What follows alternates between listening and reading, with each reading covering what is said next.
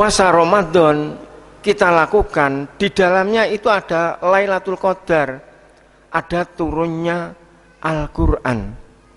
Berarti puasa adalah menyongsong petunjuk dari Allah Subhanahu wa Ta'ala. Bahkan kita nanti kalau kita memahami betul puasa, posisi kita, kedudukan kita akan melebihi kemuliaannya para malaikat. Ahmad ya Habibi, salam alaik.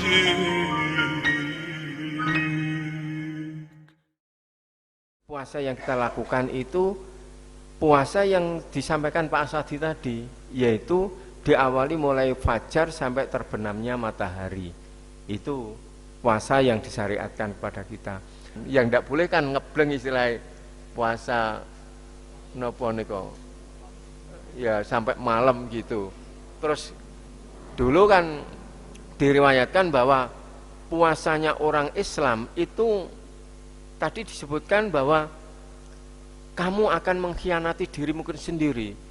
Puasa pada waktu awal-awal sahabat itu ya setelah buka tidak makan sampai besok. Jadi sampai termasuk sahur saja, setelah buka tidak makan terus nanti sahur.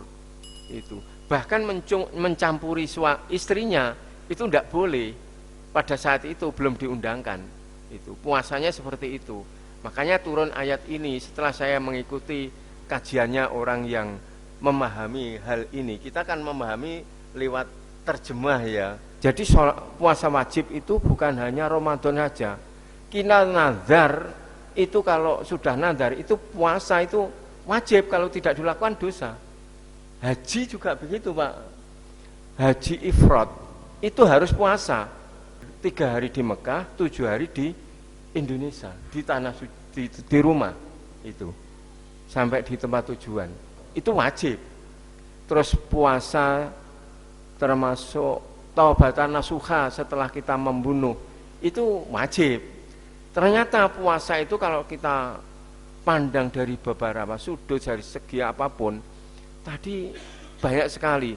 Bahkan kita nanti kalau kita memahami betul puasa, posisi kita, kedudukan kita akan melebihi kemuliaannya para malaikat. Jadi memang betul-betul puasa itu mengekang nafsu syahwat, nafsu makan, nafsu minum, yang kita mempunyai nafsu. Bahkan malaikat tanpa makan, tanpa minum, tanpa syahwat, tapi dia memang tidak punya nafsu. Dia mampu untuk taat dan takarub kepada Allah. Kita taat kepada Allah padahal kita punya nafsu. Itulah kedudukan kita. Masalah puasa, masalah salat itu sama pentingnya dan sama diwajibkan, disyarikan bagi kita sebagai umat Islam. Makanya disebutkan, diingatkan oleh sahabat Umar bin Khattab, demi Allah, barang siapa yang menyia-nyiakan sholatnya, dia akan menyia-nyiakan perbuatan yang lainnya. Dia tidak pernah konsisten dalam satu pendirian. Makanya kita harus lebih hati-hati.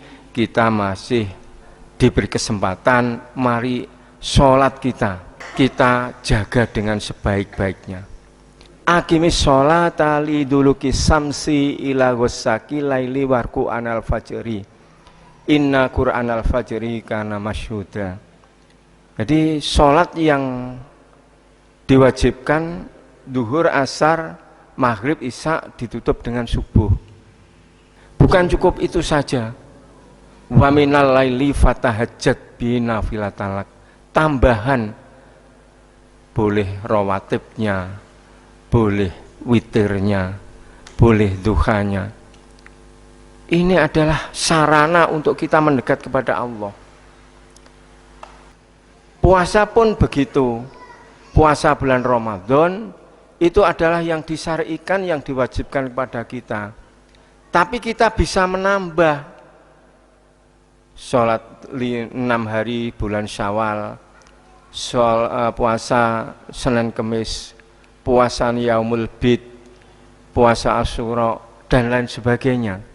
Dari sejarah yang kita terima dari Nabi Musa menjelang mendapat wahyu, beliau harus puasa 40 hari. Pak Asghar pernah kena musibah yang menyatakan itu sangat berat. Dia puasa 40 hari. Ini untuk mengurai dari apa permasalahan yang sangat berat. Pak Thohir menyatakan juga begitu, harus puasa. Puasa Ramadan kita lakukan, di dalamnya itu ada Lailatul Qadar, ada turunnya Al-Quran. Berarti puasa adalah menyongsong petunjuk dari Allah Subhanahu wa Ta'ala.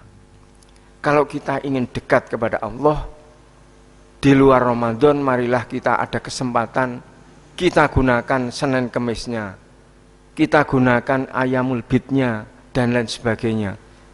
Ini adalah sarana-sarana tambahan untuk kita lebih mudah menerima wahyu dari Allah Subhanahu wa Ta'ala.